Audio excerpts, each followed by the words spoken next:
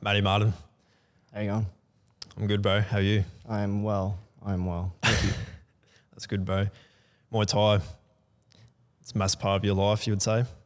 Yeah, it's my passion and it's now my livelihood. And now we have a gym big enough I can provide livelihood to some other people. So it's grown over time steadily. As you just mentioned, when you're in the gym now, Methodical Muay Thai. Can you break down to us what Muay Thai is and how it came in your life? Yeah, so probably go back about 20 years. I wasn't like birthed in Muay Thai or any special, origin story. Just a regular guy, an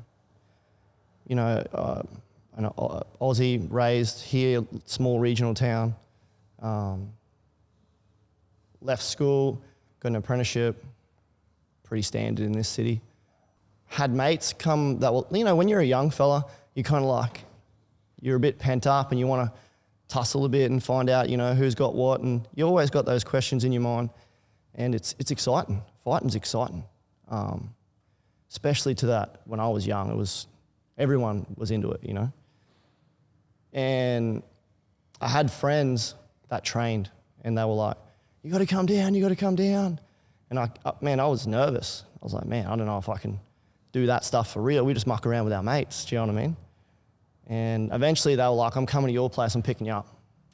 And yeah, they brought me down to the local gym here at Gladstone Martial Arts. At the time, it was the only gym in town. And I didn't do Muay Thai to start with. They called it freestyle karate. It was basically MMA before MMA became a thing. It was, in Australia at least, it was, I think, UFC 40, up to something like UFC 40, 45. Anyway, I was hooked as soon as I got there, and I broke that fear barrier of entering the gym. It was amazing. I didn't realize that you could do this for fun in a kind of a structured and competent way, rather than we used to just, have a good time on a Friday night, put the UFC on, throw the gloves on in the backyard and muck around before then.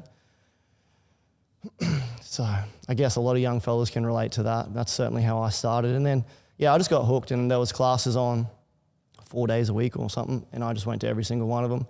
And then it started at freestyle karate, and I was, when I say that, it was a big mix. It was kind of MMA, but then it was kind of a lot of sometimes you'd have specialty classes with weapons training and stuff like that. They do, knife defense, and they do stick fighting, and the coach was, he was pretty cool in a martial artist kind of sense, but he also did Brazilian Jiu-Jitsu, and he also did Muay Thai on separate times. And that's when I got into the Muay Thai classes. It just started spreading. The passion was just wow, I want to know more. Over time, fast forward a few years, and I was fighting in MMA. Had my first fight in Gold Coast in MMA in, I think, 2006-ish. And then I think I had 3 fights in MMA, and I did some karate competitions, I did some jiu-jitsu competitions. But fast forwarding down that track, it was the whole time through that I was training Muay Thai. I went to Thailand before my second MMA fight to brush up on my stand-up skills. I guess what I'm trying to say is they got to a point where I didn't really enjoy going to the ground. I had an MMA fight where I lost, I wasn't tired and I wasn't hurt, and it just felt underwhelming. The dude just controlled me. Do you know what I mean? I'm not discrediting that. There's credit to being able to control someone, but the whole stalling thing and it just felt underwhelming for me. So after 3 fights in MMA, I was like, man, I don't really enjoy this. Plus, all of my injuries in training all come from the grappling aspect of it. There's a lot of awkward falling and twisting on the mats, dislocating fingers and tweaking your neck and dislocating your shoulder, and it's awkward. It's an awkward environment for me anyway. And I like Muay Thai way more. I think it's more exciting. It's more fast-paced. You can still get injured, but it's more like a bruise here and there. Got a bit of a bruise on your leg. It's not. You can walk it off pretty easy. It doesn't interfere with your job, and so then I just started getting into Muay Thai a lot more, and I just think it's really exciting when you do stand-up fights. They're just fast-paced, and for me, it's more interesting to me. yeah, and then I just did Muay Thai flat out at that gym for about another 5-6 years. Got another opportunity, and I started coaching the fight teams, obviously under their head coach, but their head coach was, more of a martial artist in his core, and while he was quite good at the competitions, some of his fighters were quite good, he didn't have the passion and energy for it. Certainly when I went through there, it was like an anxious thing for him. He was worried about his fighters, and he was worried how it was going to go, and it knocked him around a bit. So I started, being a younger fella, I started pushing that side of it, and he was happy to let me do that on certain points. But we ended up having a few fallouts, and some of that was my fault. Young, arrogant fella, thought he knew better. But anyway, I got another opportunity to train at another gym as a coach, and took that and developed my curriculum there, coaching for about 4 years. And then I went out on my own, started Methodical just before COVID, and yeah, here ever since. So we've been open nearly 4 years now. But yeah, I guess the moral of the story is I've had a little dabble in things here and there. I didn't compete too much in Muay Thai. It's hard. I think it's hard to compete as your own coach. That's a challenge. And I think if you're the head coach and you fight, I learned after trying that it does take away, I believe it takes away from your ability to coach to your best ability, because, you be in the classes and you're focused on what you're doing. You can't really see what everyone else is doing. So yeah, it's beneficial to be a fighter and a coach at the same time with a small group of people, but you can't coach a large group of people that way. I guess that's my origin story to the point, I guess. For someone who doesn't actually know Muay Thai, could you break it down, even like where it first started history-wise and Oh, wow. how it's come through? Yep. So Muay Thai, they call it the art of 8 limbs. You can strike each other with your elbows, with your fists, with your knees, and with your feet or your shins. And on the stand-up, you can grab each other and hit each other. So like the rules and the setup, if you start with boxing, most people will be familiar with boxing. It's in a ring. If you go to the floor, it's an 8 count. You are hitting each other full power continuously until someone can't continue or until the round ends. Very similar to boxing in that manner, except when you grab each other, it's still legal to hit each other. And it's also legal to throw each other on the floor, like trip each other over. And you can hit with more weapons. I guess that's the easiest way for a Westerner to conceptualize it. Above and beyond that, it comes from, I think, self-defense and actually military fighting way back in the day in Thailand. And then it's developed through time there. Certainly for quite a long period of time now, it's a way for the poor people in Thailand to elevate their social status and their earnings. And so for quite some time, Thai people in the smaller regional areas would have their children train up, and the best children would make it to the bigger regions and then eventually into the cities. And it's definitely a different system from Thailand to Australia and certainly the Western world, because a lot of their younger guys do it. They're very passionate about it, but they also kind of do it to make money. Like that's their drive. They want to make something for their families. Whereas we don't really have that struggle, I guess. In Australia, there's not too many people that have to fight to feed themselves. So, but I guess what I'm passionate about is, particularly about Muay Thai, is it's very rhythmic, it's very artistic. Do you know what I mean? And when they play, when they fight in Thailand, they play the music, and it's kind of like this traditional Thai music. It's got like an offbeat pattern, and it's got like this horn sound. It's some people, if they don't understand the culture, can be a little bit like, what's this? A little bit like, it's weird. But I really enjoy it. And when you understand the rhythm of the sport and the rhythm of the music and how it like increases with each round, and it's a beautiful thing, man. And you can watch the masters of Muay Thai. They really play with rhythms and deception. You hear in all combat sports about timing. So I'm not saying that, every certainly boxing and all other combat sports, especially with striking involved, is timing. But Muay Thai is particularly rhythmic. They've got rhythm in their stances and deception. And there's more weapons. You know, the cadence for a kick is a lot longer than the cadence for a punch. I'm speaking musically now. Just because it's a longer weapon, takes a little bit more time to get to its target. It's a bit heavier. Whereas punches can be more like do, do, do, do, do. Whereas kicks is more like woom, woom, woom, woom. You know what I mean? I guess I made my point there. I'm very passionate about that rhythmic, artistic side of Muay Thai. It's a martial art in that sense. Don't get me going down that rabbit hole because it's a big rabbit hole. Yeah. But with Muay Thai, obviously it originated from Thailand, and you mentioned how they used to use it as an art in the war. Yeah. Is that where it started, or was it created a date earlier than that? Like how many years, what century we're looking at was the art? I think it was like 1800 or 17 something. Okay. It's been around for hundreds of years. I'm not like a massive history buff on Muay Thai, so I don't want to misspeak.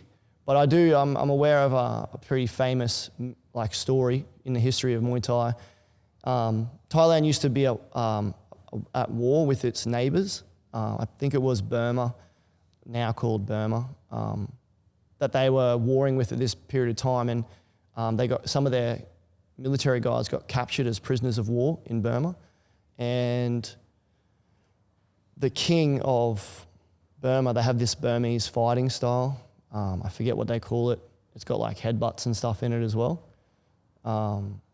And back in those days, going back a long time, hundreds of years again, while he was a captured prisoner of war, the king wanted to see if their style was better than the Burmese style. So he let him like fight for his freedom. And I don't want to get the numbers wrong, but he had to fight a bunch of Burmese people like one at a time consecutively, like one after the other. And I think he beat like 8 guys or something in a row, like back to back to back to back. And the guys that he was fighting were like the best fighters that Burma had at the time. And then the king of Burma was so impressed by his fighting prowess that he actually freed him. I think it's Nai Kanam Tom or something like that, the story of that is. So that's one part of Muay Thai's history that's pretty famous. And even today in the sport, I think the WBC has a Nai Kanam Tom belt that they award for, I guess, courage and skill in the sport. The highest level, what is the highest level of Muay Thai? Is it in FC now? They can compete to the highest level? Or? That's a loaded question. There's a lot of political movements there. So certainly ONE FC does have very high skilled fighters, very, very high skilled fighters. WMC and WBC, WMO, there's a few different organisations, sanctioning organisations that they try to claim things, but I think from my perspective, WMC has a really probably the strongest claim. It's difficult to make that claim without upsetting people. So there's certainly a lot of great organisations out there that are doing a lot of great work.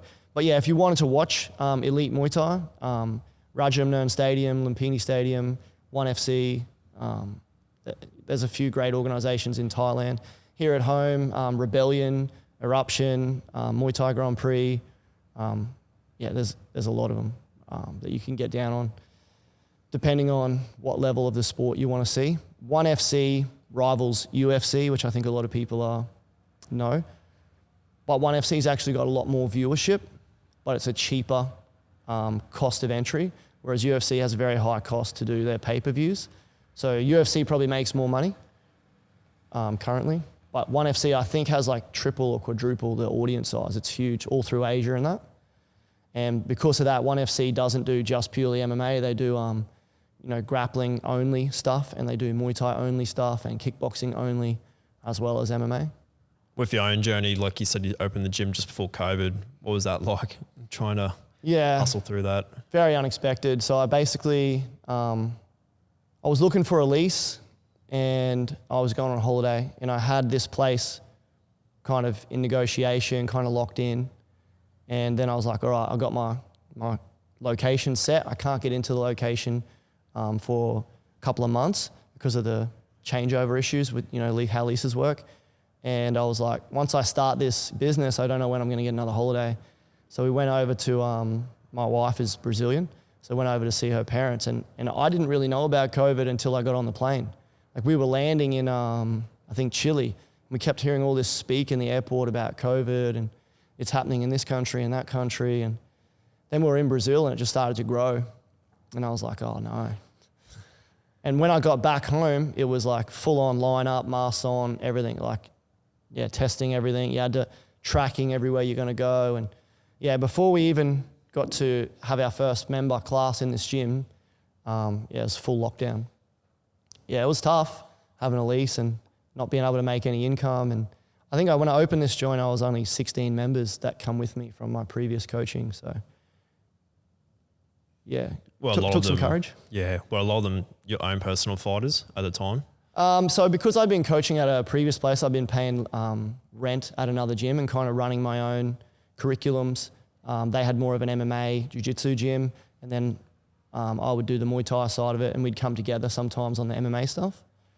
So I already had some students from there, but 16 students, not many. It wasn't a huge success.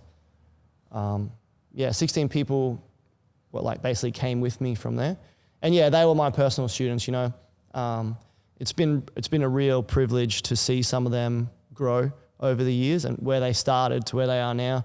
Not even just on a technical Muay Thai sense, but on a personal growth. Their character, their maturity, the decisions that they make in their life has improved quite a lot. So yeah, as a coach, you get some pretty unique insight and perspective into human life and the decisions they make and the emotions that go with it. And in this sport in particular, there's a huge factor of duty of care from coach to student and coach to fighter, of course. So you get quite close with your fighters, that's for sure. Someone trusts you so much, they're willing to, go under your guidance and put themselves in harm's way. It's a pretty close bond. Yeah. How many fighters do you currently have? It ebbs and flows. So I think right now it's a little bit of a quiet time. I think we have about 5 or 6 that are fighting actively now. In the previous times, we've had 8 fighters on the same show, on the same night. One of the more exciting times, we had 7 fighters in Gold Coast during the daytime on a tournament, and then another fighter in Brisbane on the same night. So we did 7 fights back to back during the day in Goldie. Then I drove up to Brizzy and did another fight that night at Edam Hotel next door there on Rogue. So yeah, we've certainly had bigger fight teams in the past, but people go through phases and they come and go. So yeah,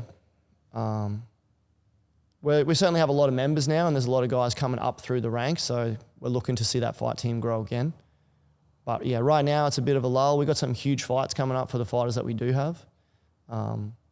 Probably our most famous fighter is David Borg at the moment. He's fighting Nung from Brisbane by way of Thailand. He's had about 380 fights, probably one of the biggest names, certainly of that weight division in Australia. So be a big fight for Davey and Davey's career, small local Gladstone boy. But yeah. Hopefully put him on the map. Yeah, well, he's known in Muay Thai. He's had a few hard fights, had about 20 fights so far. Been with me for about 5 years. Takes the sport very seriously. It's very passionate about it. It's certainly the priority in his life. Yeah, and getting to watch him grow over the time, it's been pretty special, He come to me at 18 years old and he was kind of shy, quiet, super frail young fella with a huge heart and massive ambition and yeah, kind of eyes too big for his belly. And then over the last 5 years, he's kind of grown into his boots a little bit. It's pretty cool. He had a pretty big moment last year. He fought on Eruption and he beat a Thai, Satanfa, with 350 odd fights. And I think that was a pretty big moment to him because he puts a lot into his sport. And, a bit of a feather in his cap to be on a big show. Eruption's a huge show in Muay Thai in Australia. And certainly in Queensland, they've been around a long time and they put on really high level fights, and they got a really high level production team as well. So, well, where do you want to take Methodical Muay Thai in the future? Have you had do you have long-term goals set, or you don't really try? Yeah, that's a really good question. And I have some long-term goals set, but I want to try to stick true to more of the spirit of it rather than try to hit too much black and white stuff. So I guess my true north is that, are we a benefit to the community? Because and this kind of leads me into a few different things that I'd like to make points on. If you get into the sport and you go all the way to the top, which I'm happy and willing to do, you have to be careful about competition's an amazing thing, but if you put competition in the wrong order on its hierarchy, you can kind of throw the baby out with the bathwater. And there's a really famous book that I was recommended to read when I was younger. I've only been training for about 5 years. It's called Heart, Soul, Fire, and it's the autobiography of Paul Briggs. And he is not very well known these days, but he was one of the pioneers of Muay Thai in Australia. He was a world champion Muay Thai fighter out of Australia. Before John Wayne Parr was on the map, he actually sparred John Wayne Parr when John Wayne was a young fella. John Wayne's extremely famous now and a great pioneer of the sport in Australia. But even before that era, Paul Briggs come through, and his autobiography, I'm really thankful that I got access, that he wrote it and I got access to read it, because it's a pretty tough story. And he put competition and being elite and being number one as the biggest priority in his life, above everything else. And then he got what he wanted, and then he realized he wasn't happy, and he kind of spiraled out of control, and did a lot of bad things with his life that the book doesn't put in great light. But yeah, I guess more to the point is, if we make it specific, it's great for young men and women to compete and bring out the best in themselves. I think it's very, very beneficial to society that we have competition, and certainly physical competitions. But it does come at a sacrifice, for sure. It always does. And the further you go in the sport, the more of a sacrifice it comes. But if you go to, if I ask you a question, is it win at all costs? Well, do you win at the cost of cheating, your integrity, justice? Do you win at the cost of your marriage? Do you, as much as we like to, in the sport, at the top priority in elitism, we like to push the envelope and see what's possible. And I think that can be a beautiful thing, but you always have to check in with the bigger picture, because, the sport certainly doesn't exist in isolation. We exist inside society and community, and, we need fans to keep the sport going. And if we get out of sync with the community, let's say, really horrible example, if Muay Thai becomes a detriment to society and we're just making kind of this myth of violent people that are doing bad things, and then Muay Thai won't survive. So I'm very cognizant of that. We have to be a benefit to our community. And Muay Thai can be many things for many people. It can be a martial art, and you can just have fun and learn a new skill and get fit and socialize and be healthy. And it's very interesting in that aspect. And then from there, that's all it was for me when I started. And it can grow with your knowledge and with your confidence. The sport can grow. And when I started out, I never thought I'd be a fighter. I certainly never thought I'd be a coach or a gym owner. And I see that in the new students that walk in the door here all the time. Some students walk in and you can see they've got huge potential. But even when you talk to them, they're like, man, I don't have any desire to compete. And it's like, awesome. I'm not pushing you to compete. Go with what you enjoy, and see what you're capable of. Because I know that there's no rush to that. And it took me 2 to 2.5 years of training almost every day of the week, 4 or 5 days of the week, before I was like, I think I might want to fight. And even then it took, like, my coach and all the top dudes in the gym come up to me kind of like, hey, we think it's a good idea, you should fight. And I was like, I don't know. And then all the boys would be like, yeah, you're doing great, it's the best idea, you'll love it. And a lot of them already fought, so I was like, kind of like, oh, all right, you talked me into it. But certainly it's a scary thing, man, and it doesn't go away. Like, I still see our pro fighter, he gets nervous before every single match. I got nervous before every single one of my matches. It's kind of like normal. It's a dangerous situation. You don't go into dangerous situations and not feel heightened. You know what I mean? Not feel excited, not feel, I don't know what way this is going to go, but I've got faith that it's going to go the way I'm hoping. Do you know what I mean? So I lost my track of thought there a little bit, but going back to the community and Muay Thai, like where am I want to be in Muay Thai? With the gym, I want to help parents raise strong, healthy kids. I want to help young men and women learn more about themselves and find out what they're capable of. I want to help society understand that, I guess this is a pretty strong point to make. There's a myth that some people have, and I think it stems from fear. And it's the idea that if somebody can fight, teaching somebody to fight, teaching somebody how to hurt people, will make them more likely to hurt people. Do you know what I mean?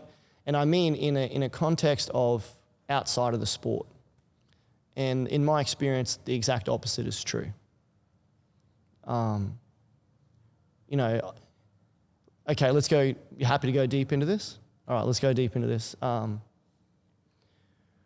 We're talking purely on the streets, you know, schoolyard, outside the pub, you know, on the street at the wrong time of night, all of that kind of, even in the home, do you know what I mean? All that kind of like really bad violence that none of us want to see in the community. If you isolate that and you say, well, what do all of these things have in common? And they are all emotional. They're all out of control. Do you know what I mean? I've never seen an act of violence, and I'm not saying that it's never happened, but I've never seen an act of violence, and I can't imagine one where someone is totally calm and they just want to hurt another person for pure rationality. Do you know what I mean?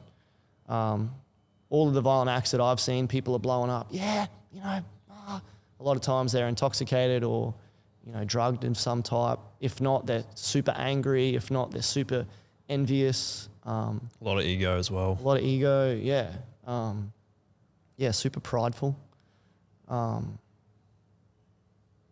So if you look at that and you say, well, how, and then to go a step further and say, a lot of times, most of those people are not skilled at all, like at all. I don't think there's any prerequisite of skill to get angry and hurt someone. Do you know what I mean? So I think that whole idea of like teaching people to hurt people makes the society more dangerous is false, you know, categorically false, because of the strong points that I just made. And on the contrary, I can talk about my life personally, and also other people around me that I see. I got upset when I was young, man. I had some struggles in my life and lost my dad when I was young, and as a teenager, and you know, most teenagers can get upset about things pretty easily. And I took it fairly well, but I was pretty depressed and you know, I think we all have things that we come across in our lives that have the potential to trigger us or upset us. And then it depends on where we are in ourselves, of how we're going to deal with it. And because I'd gone through a bit of trauma, it's not an excuse at all, but it allowed me to be a little bit more susceptible or vulnerable to when other people were kind of doing the wrong thing. I had a few youngsters, you know, bully me at school, you know, just clowning me, pushing me and kicking my chair and like bumping my pen and spraying me with stuff. And normally you could shrug that off, or you could, you know, go legitimate avenues to deal with it. But at this day, I got too emotional, got angry, and I got up and I hit the guy. That was way before I trained, and I'm not proud of it. But another incident happened when I was at school. This dude that was like teasing me all day. We got to play basketball, and you know, I come up to like do a one-on-one with him in basketball to steal the ball, and he just pegged the ball right at my face, and that triggered me, and I hit him. Both of those incidents happened before I trained, and after I started training at about 18, 19 years old, I haven't hit anyone outside of the sport. Do you know what I mean? And there's certainly been several times where people tried me, you know, at the nightclubs or on the streets, or girlfriend issues where, some other guy's trying to hit on your girlfriend and then they got a problem with you because your girlfriend's, they want your girlfriend, or it's just silly young boy stuff, you know what I mean? Wrong place, wrong people. Anyway, I was able to never hit anyone. And I think that's due to a lot of things. You could dial into the details. When you train any combat sport, certainly a combat sport where you get hit in the face, you get your emotions triggered all of the time. So you're very acquainted with how easily you can be upset. Nobody likes to be hit in the face, but you become better and better at staying on top of those emotions, staying in control. So that's one aspect of it. The other aspect of it is because you're capable, because you've, competed and you've challenged yourself pretty high level, when someone that's never trained is threatening you, you're able to stay fairly calm because the threat is lower and you're more familiar with it. So because you're able to stay calm, you're able to make better decisions. So I think those two things, the points that I've just made, I think really put to bed that myth of, training people to fight is a bad thing for the community. So I guess that the big spirit of what I'd like to do is I'd like to help people learn about themselves, because when you do this, even just on a purely emotional sense, you learn a lot about yourself and about the world. And I'd like to, on another level, like on a competition level, what are you capable of? Because, in martial arts, every day you come in, you're pushing yourself, you're challenged, you're asked more and more, and sometimes it's beyond your limits. You don't know where your limits are until you hit them. So I like that kind of idea and that kind of strong men and women, strong community, and it takes a village to raise a kid, and it doesn't stop when they're 18. So that's kind of my concept for the business. And then inside of that spirit, I guess, that kind of mindset, I do have some objectives in the future to just have a strong team in the gym, strong staff team, and strong students, strong fight team, strong competition team. And I think that's unique. I will speak on this. From a purely martial arts perspective, it's easy to go away from real conflict, like someone's true will to injure you and versing your true will. A lot of martial arts, when they don't test themselves in combat, like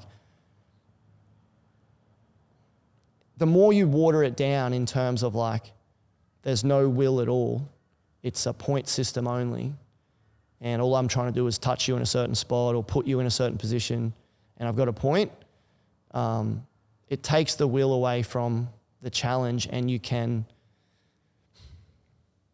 kind of lose your effectiveness in a way. To highlight that, it's going to get political. I don't want to upset anyone. I've probably done enough as it is. But yeah, let's just leave it at that. If, boxing is, I'll use it as boxing because that's kind of separate to me. I'm not trying to advocate purely for my own interest. I got respect for boxing for sure. It's a good sport. It has to be measured with the risks involved. So hopefully the coaches guide them well. But those lads compete. They're trying to hurt each other, and the best man wins. And I think when they're doing that, they really get battle tested, I guess, for lack of a better word. And that makes them stronger people. Whereas a martial art that doesn't test itself in a form of combat that's fairly continuous runs the risk, it's not guaranteed, but it runs the risk of not being battle tested, not being effective. When in reality, if you don't have those kind of uncomfortable situations where you are a little bit concerned, then yeah, you don't prepare for them. Anyway, I'm getting too stuck on it. It's definitely like that saying that Joe Rogan refers to. It's better to be a warrior in a garden than a gardener in a war. Yeah, for sure. And I like Jordan Peterson's words as well, where he talks about trying to pacify people doesn't make the community safe. And what you actually want is you want to teach good young men and women to be dangerous and then to control that aggression. Because if we flip it and we say, well, you know, everyone is not capable and we don't ever want them to hurt anyone, some instances where we would want someone to intervene and it would take courage and it would take competence, if you're really, really scared at that point in time and frozen by fear, you won't be able to intervene. And if you're not competent, even if you intervene, you might not be much use. Does that kind of make sense? So yeah, I think we've flogged that subject now. Mm-hmm. Muay Thai is definitely one major aspect in your life. The second one will probably be Christianity, which is only coming into your life in recent years. It was all as early as 2020. Yeah. Yeah, so I am a Catholic Christian, confirmed last year. And I was an atheist for most of my life. So hopefully I didn't upset anyone when I said that. I can already hear my previous self hearing, religion talk. So yeah, I was certainly a hardcore atheist, hardcore to the point where I would publicly challenge people about their silliness. Do you know what I mean? And if that's you out there now, I'd love to have a chat with you. Because that's what Ashwin was for you. Yeah. So I'll talk about my path if you want. So essentially I found myself at about 35 years old, 36, something like that. And I'd chased a lot of different things in my life. I'd started to gain a little bit of wisdom. And I could sense, you know, things are not going in the right direction because we're super rich in terms of like global wealth. We're wealthier than we've ever been. We have way better technology and science and understanding of the material world than we've ever had, and which is a great thing. But at that same point in history, at that same point in time, we've got more broken families than ever. We've got more mental health problems than ever. We've got more disease than ever. And just in general, people don't seem to be fulfilled. Do you know what I mean? We seem to have decoupled or lost our ability to be kind of sustained and fulfilled.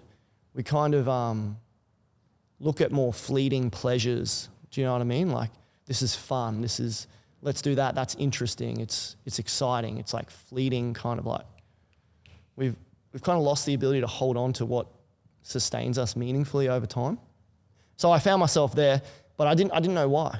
I was like, something's up. Because when I was a kid, I was really fortunate, brought up in this local community, and I knew so many of my neighbors, like probably 80% of people for about 100 meters in every direction. And I could be 8-year-old kid at 6 different houses in one day, and mum wouldn't even know where I was and just come home before dark. And that was all good. And I'd be, you know, up the dirt piles on the bike, down the creek with the mates, building a dam, you know, whatever we were doing, playing brandy in the backyard, going for a swim, water fights, soccer, cricket, everything. And it was an amazing community. We all knew each other. People looked after each other. And I really want that for all of our kids for the future, certainly my own. But I find it's not really around. I don't seem to see it that much anymore. And there's a lot of trust issues in the community, and potentially rightly so. But why is that? Like, let's not go that way anymore. Let's start to turn around and go the other direction, because we used to have it, so it's certainly possible. So I guess from that point of view, I met Ash by chance. Ash is a friend of mine, but he's also my priest, so Father Ashwin Acharya. And he came to my gym because even though he's a priest, he had 7 Muay Thai fights when he was younger, before he was a priest, obviously. And he wanted to keep training and kind of connect with the community, I guess. And yeah, we got along like a house on fire. And he sat down with me, I think after the first or second session, and we talked for about 3 hours straight. And he was really good at like listening. He's got a real gift at listening and creating a kind of a space where you feel comfortable to talk, and he engages you really well. Yeah, so I threw it all at him. I think that was what was unique. I'd had religious people around me before that were, good role models, but they were very sensitive to atheist questions. They were very, and fair enough. I'm not saying that they were wrong.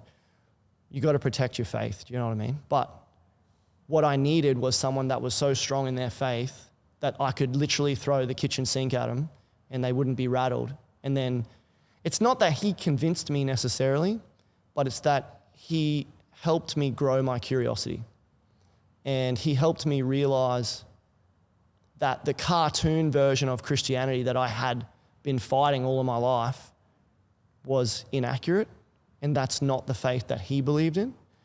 And once I realized, I've been basically fighting a straw man all my life, maybe there is something more to it. I kind of left, I think we had a series of about 5 or 6 conversations that each lasted for like 2 to 4 hours, late into the night, kind of midnight some nights. We just got carried away.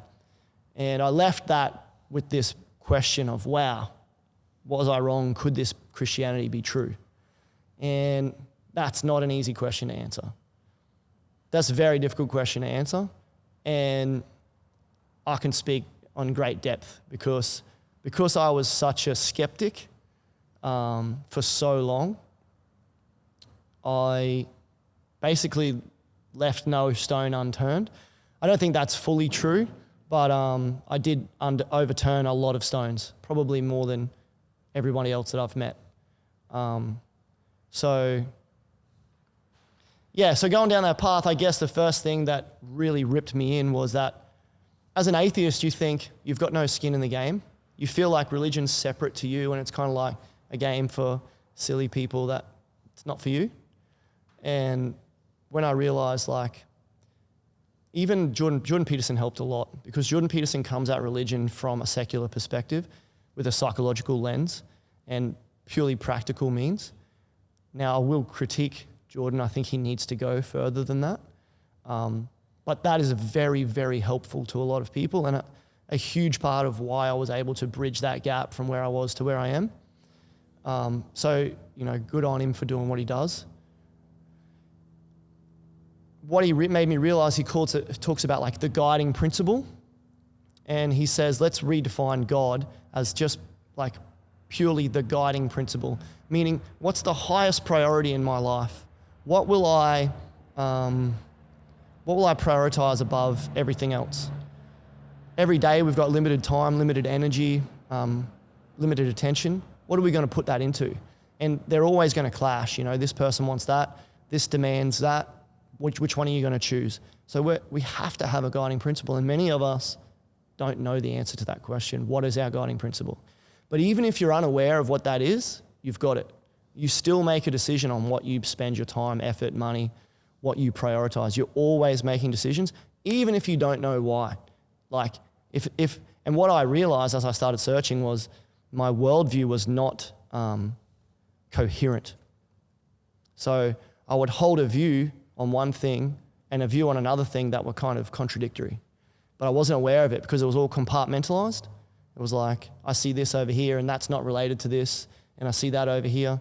But when you actually look deep, they are connected, and it does matter. You can't hold both positions because it's a contradiction. So when I started going down that rabbit hole with Jordan Peterson, it was pretty daunting task, and it wasn't like a one experience. I never had this kind of, what would you call it, emotional or spiritual experience where it was like I don't know what you call it, but like I never had that kind of big awakening. Do you know what I mean? It was a very slow, systematic. I love the analogy of a safe. Like I was trying to crack into a safe and I'm like, got my ear to the door and I'm slowly turning the dial, listening for the click, like a safe cracker, and click, and I get excited. This is it, I get it, it's true. But then I try to open the door and I was like, nah, that's not it. Like that was one thing, it was a thing, but there's more combinations to come. Do you know what I mean? And I'd click back the other way, click, click, click, click, click, click, click, click, click, click. Wait. bang, next one, big thing hit me. Oh, I didn't realize that. That makes a lot of sense. How did I miss that? Get excited, I'm in. I'm a believer.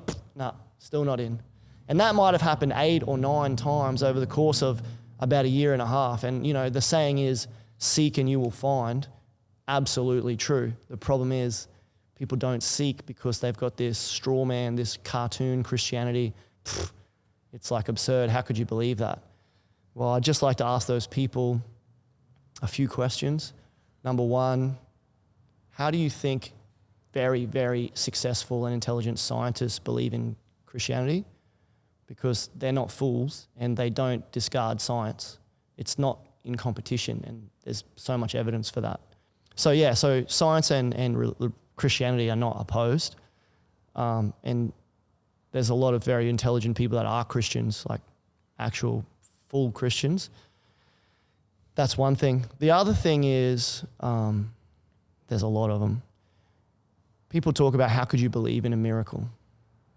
That's a hard one. The supernatural was a big sticking point, man. So for all you atheists out there, I feel you. Let me give you one back. In my lifetime and in all of my study of history and my understanding of science, I have never one time seen life come from minerals or rock. And if you're an atheist, you believe that that's happened. Because through evolution, there was one point in time where there was no life in the universe anywhere. There was only mineral. There was only atoms, do you know what I mean? And then somehow you got organic life, from mineral to organic life. And even if you're an atheist, that's a miracle. How did that happen? You can't recreate that. Do you know what I mean? So I believe life comes from life. And yeah, that's a miracle, but you atheists, you're not free from that. Here's another one. I believe in evolution, the Big Bang Theory, all the way back to the start of the Big Bang, we had that dense mass. Where did that come from? That's the one thing Yeah. I say to every atheist day. Yeah, so It's crazy. the thing is that it breaks the laws of physics. If we have a finite past, that means if there was a beginning at some point, then we must have come from something outside time and space. And if we did come from something outside time and space, that breaks laws of physics. So no longer are you dealing with the physical laws. So I'll say that. So I think those are some fairly big points. And then, so that doesn't get you directly to Christianity, but it does get you to be open to the possibility of a miracle. And it does get you to be open to the possibility of something eternal, because if it's outside time and space, it has to be eternal. It's a challenging concept. And it has to be extremely powerful, and it has to, and then, well, does it have to be powerful? Was it an accident? Like, look around the world and tell me that you truly believe everything is random and it's all an accident. Like, I think that's harder to believe in than the miracles in Christianity, because everything seems to be, if you look at the universe and the galaxies and the fine tuning of it all and all the forces that have to be in place in the perfect balance to allow Earth to have life, the chances of that are so absurd. I can't give you an analogy. There's nothing else like it. The chance of that is, I can't imagine how rare that is. If we were like, all of these mathematical equations that we work out to understand the universe, what we know of it, they have to be so precise. And if they were off by the tiniest amount, it would all fall apart. Do you know what I mean? And there's the layers of depth and sophistication there, sorry, I need a drink, are massive. I just want to say, like, there's a lot of stuff there. And if you're an atheist, you know, I'm not against you. Most of my friends are atheists.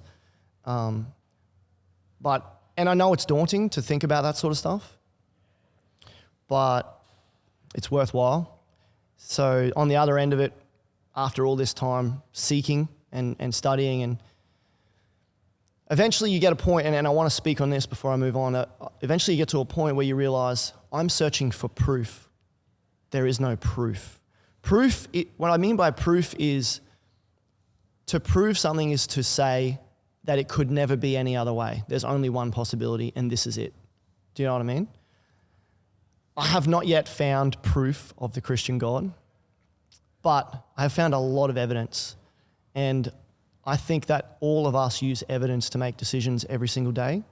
And very, very rarely, if ever, very rarely, if ever, do we have true proof of anything before we make our decisions. So I guess that's a big point. I just want to make that clear. You know, you're not going to find proof, but you're going to get to a point I certainly did. If you seek for long enough, you'll realize it's more likely Christianity is true than not true. And that's where I got to. And then you go down the rabbit hole of, sorry, I'll take a step back before we get to Christianity. You realize, well, there's definitely a God. Then the question is, do we know him? Or what do we know about God? Have the religions on the earth found out about it? And you come up against the next question, well, which one is true and which ones are not? And there's this really kind of tongue-in-cheek thing that atheists say, where they say, oh, well, I believe in one less religion than you. You know what I mean? But that's the silliest thing if you look at it for 5 seconds. Like, well, I believe in one less right answer to a math equation than you. It's like 2 + 2 is 4.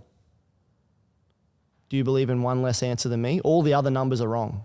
2 + 2 is not 5 or any other number. Does that mean that 4 is also wrong? Absolutely not.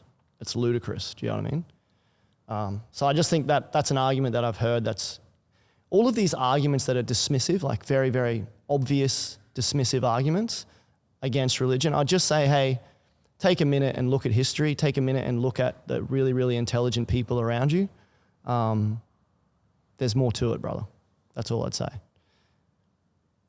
Definitely doing my own research, and I myself I'm really getting into history at the moment. And like Jesus Christ keeps coming up, especially like when it comes to the Roman Empire and like the rising of that.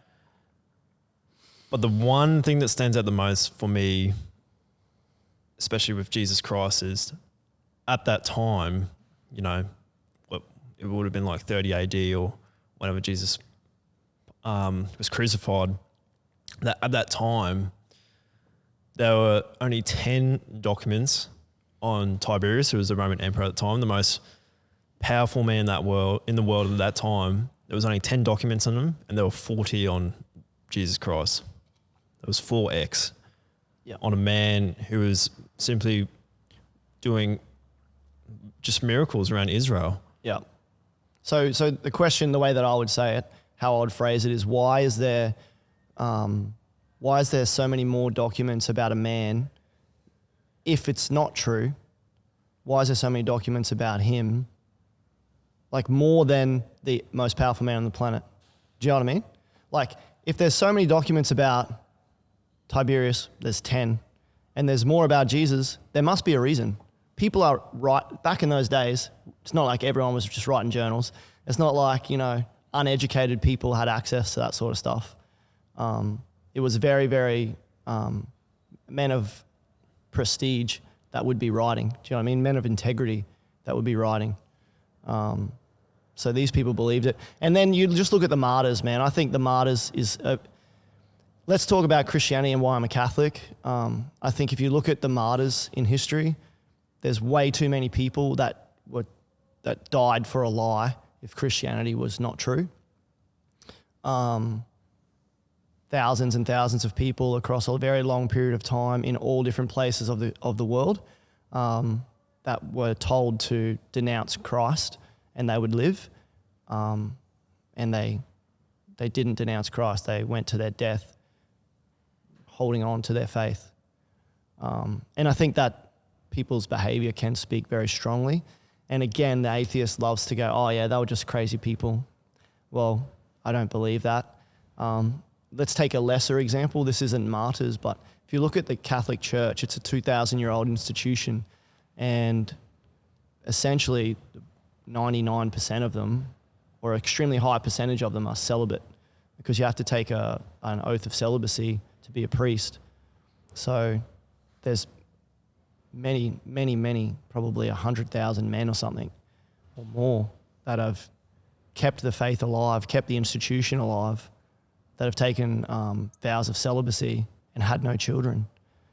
So yet the faith lived. So it's not this kind of nepotism like, oh, you know, we just teach our own, and it's this, no, we're going to sacrifice the most precious thing in our lives, in our futures, because God is above that. And we want to make a statement that the guiding principle in our life is God, the God of Christians. Do you know what I mean? So I think that's a very powerful statement. And it goes against all of the kind of criticisms of the church. So people will say they don't like the Catholic Church because it's all about making the rich richer, or they don't like the Catholic Church because they're corrupt and they just embezzle the funds. But it's like, well, I try to put myself in that position, and what am I getting out of it? My life has to be to serve the church, to serve my parish, to serve my people. I don't get to live on a mansion and drive a Bugatti. Do you know what I mean? I don't get to enrich my children. I don't even have children. So what's my wealth for? I can't use it. Do you know what I mean? Maybe they use their wealth to build a big church. How is that? I don't understand. I think that's a very weak claim.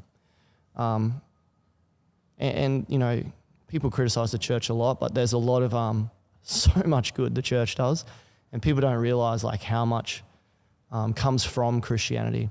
And we can throw that out there. You know, once you start talking about morality and ethics, the concept of like human value, a lot of that comes from Christianity.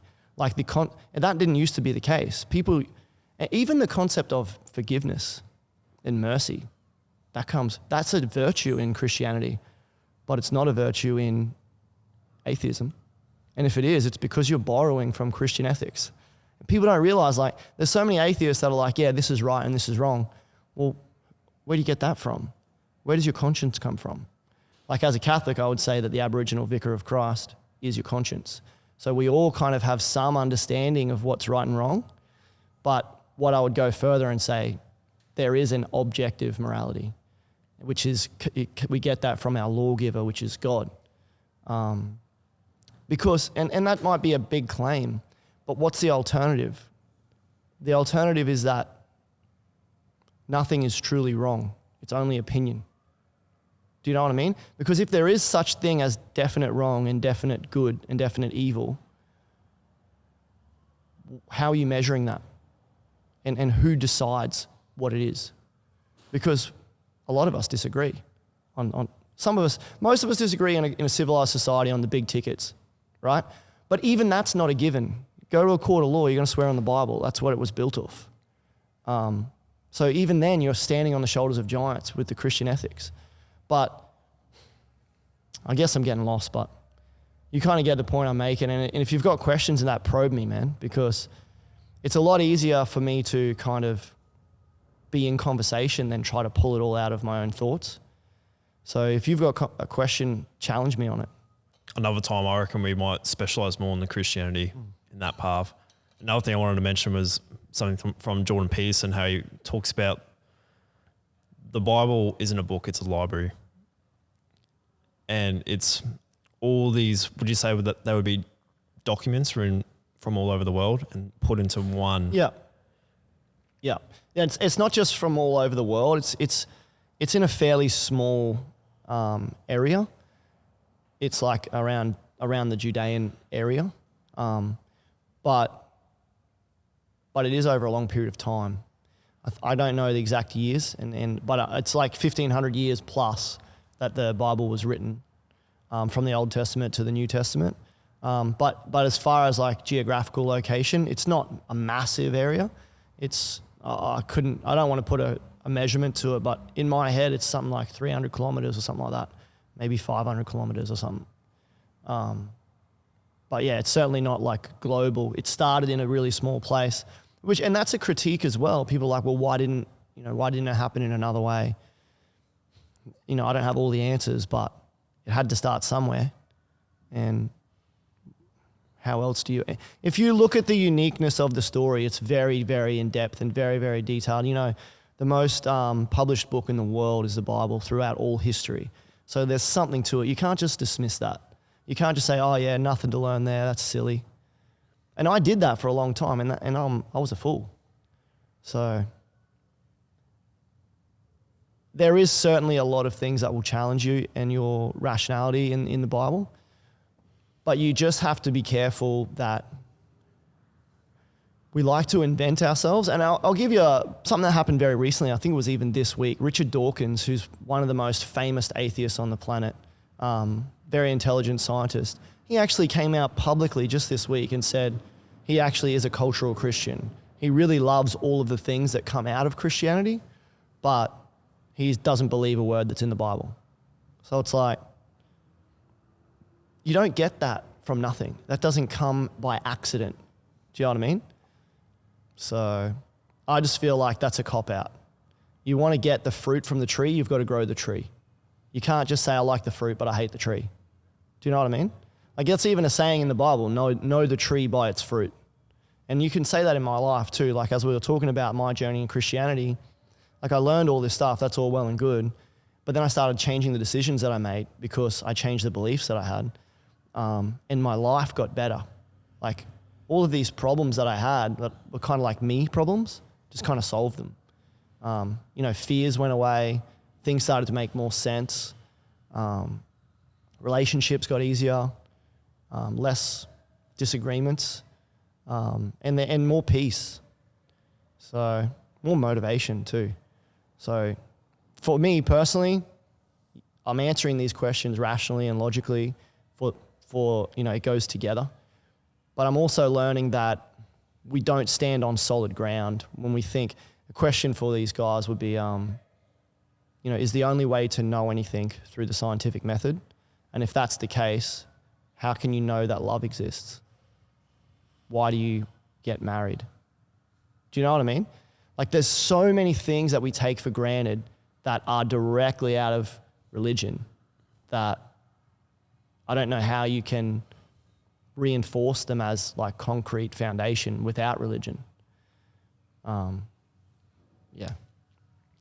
I definitely want to take this conversation to a whole new level because I know you have so much knowledge, bro, on history and Christianity itself. Might wrap it up there just because the cameras have unfortunately that's sweet, died. Man. I think I got off track too. Next time we should do like real conversational where you like direct me as much as you can. Definitely. Yeah, because when I start to I go on tangents pretty bad. So. Yeah. Nothing wrong with that at all though, bro. Cheers, man. But ended here today. Appreciate your time. And very soon we'll have a part 2. Awesome, man. It was a pleasure. Thank you very much. Hopefully I can do a better job next time. No, thank you, brother. Cheers, bro.